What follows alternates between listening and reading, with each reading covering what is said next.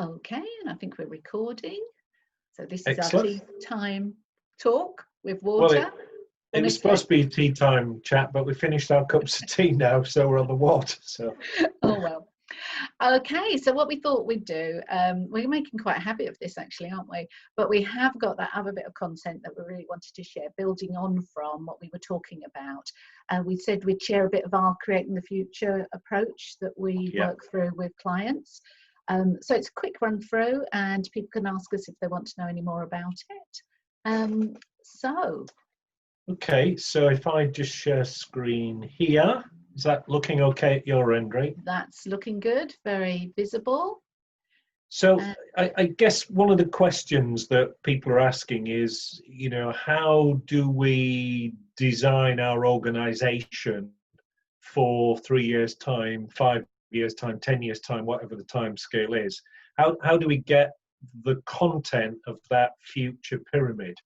And this is something that we've developed over the years and worked with organizations that seems to work pretty well.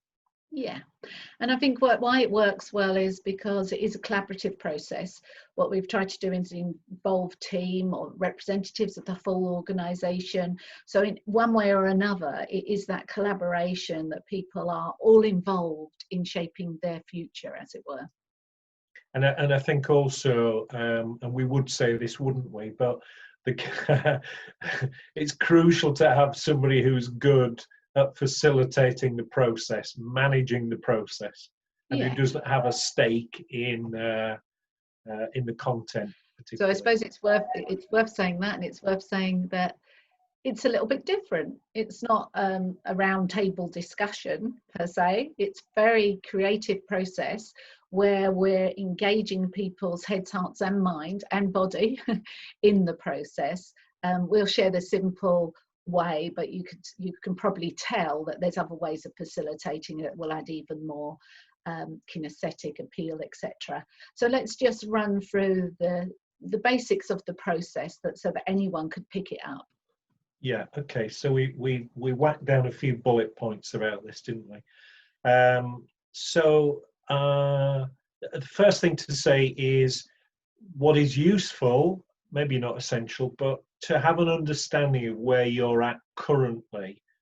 You know, what's just reviewing, reminding yourself of your purpose, your identity, what are your current values and beliefs, etc., is very useful. And some things we sometimes ask, Kevin, in relation to that, sometimes we'll ask people, what are they currently doing really well? What are they really proud of? What could they be doing better? Just again, to give a bit of framing of that current state picture. And then, of course, remind yourself of your purpose.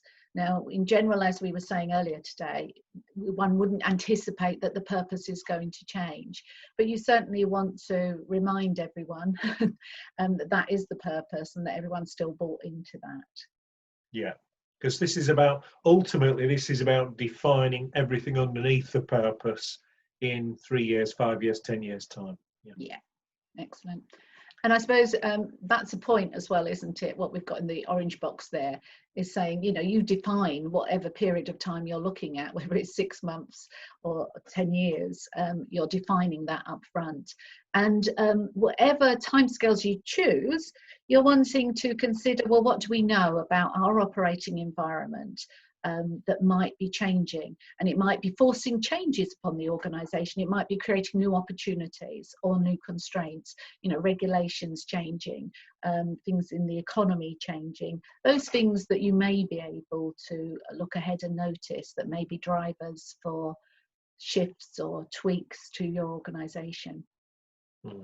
And just from the model point of view, we've got the pyramid at the centre, the environment around the outside, and so this is what's coming in from the environment to affect the pyramid. Yes, definitely. Okay, next step really then is to think about who are your key stakeholders in the organization, because what we're going to do in a moment, as you'll see, is to get you to think about what you want to be in place from the perspective of these different stakeholder groups. And we've made some suggestions here. Obviously, people working in the organisation, colleagues, would be one useful perspective. Trustees, service users, the wider community, senior leadership team, CEO, whoever you can think of and identify, funders, would be your stakeholders. And in some instances, of course, I was going to say, you can invite these actual stakeholders to be party to whatever facilitated collaborative event you're hosting. In other instances, some of these populations may not be able to come, and we're inviting whoever's in the organisation, whoever's in the room, to step into their shoes, as it were. Yeah. And that's it, really taking on board, getting small pairs or groups of people and stepping into the shoes of those stakeholder groups, taking on what would be their values, their beliefs,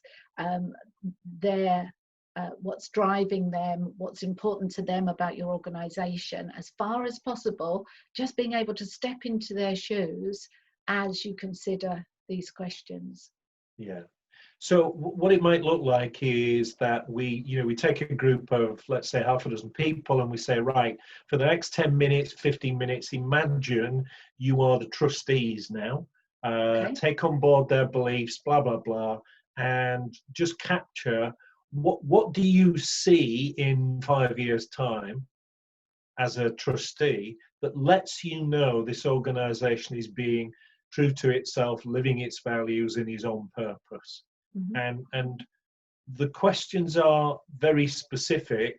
So the replies that we're looking for is, I see this around me, etc. I hear feedback from people. I hear compliments. I hear and buzz when I walk into the environment that we're working in. Yeah, I hear laughter.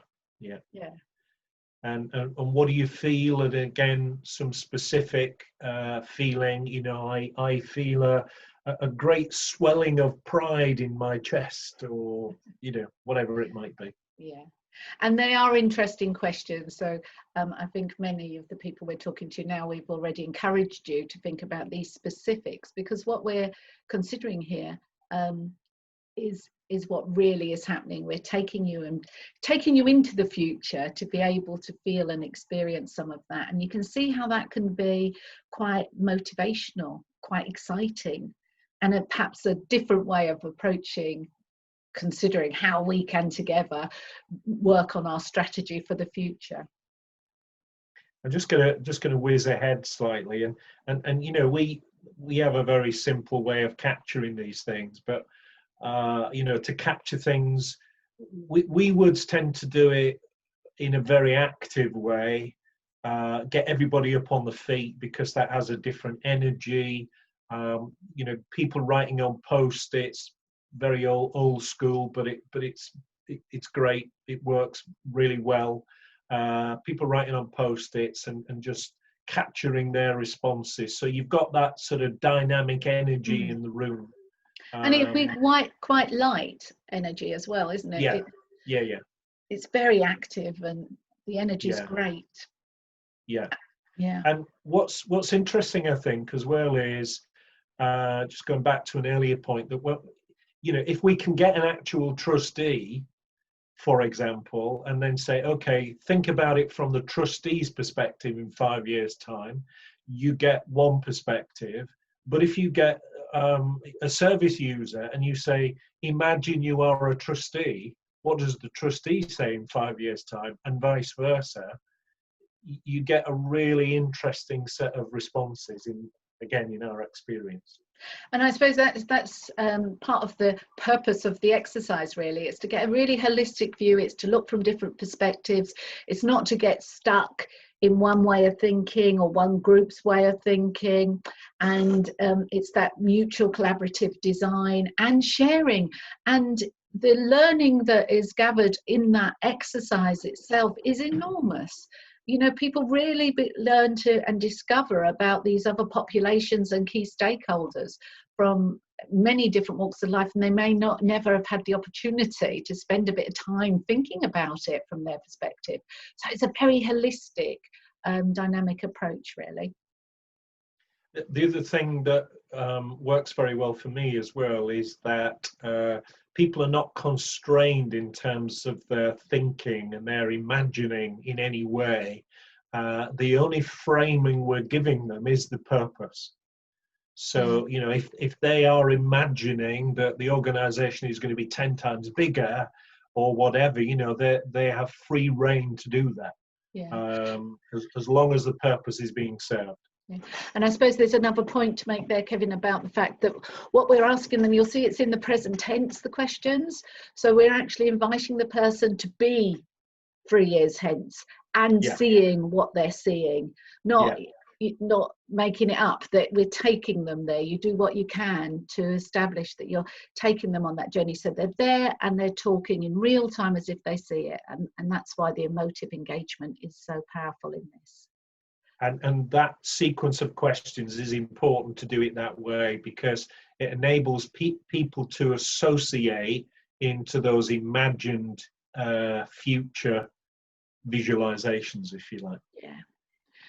And that's the sort of substance of it. Well, that's the input of the next bit, which is taking all of that to help you then consider and define the content of your future pyramid, the desired pyramid, the one that you're leading to. You're able to take from that the values, the identity, to help you populate the future pyramid. Yeah. And so it's quite a straightforward process. It may be very different from what people have done in the past. It might be similar to different other things you've done in the past, but it's worked so well for us on so many occasions. I think people will find it very useful in whatever way they decide to facilitate it. And people feel very, very much a part of the process then, I think. Yeah. And of course, it goes without saying that if people have been involved, you don't just say thank you at the end of the day and not keep them in touch with the progress, with any refinement. You know, you assign responsibilities and do all the other good practice that keeps people involved and maintains that motivation and excitement as you move forward. So I think that's it in a nutshell, is it, Kevin? I think so. I think, again, it's a simple approach, but I think the magic of it is in the way it's facilitated. I think that's the key thing. Yeah, and we were wondering that might be a task individuals take on between now and when we talk to them again, to actually meet with a couple of people or think about for them, what about if they'd even work through for themselves those considerations of putting them in the shoes of those different stakeholders, and just start that process for themselves and see what ideas come to mind. I think that would be very useful. So it's over to you, group. All right. Bye-bye for now. Okay, bye for now.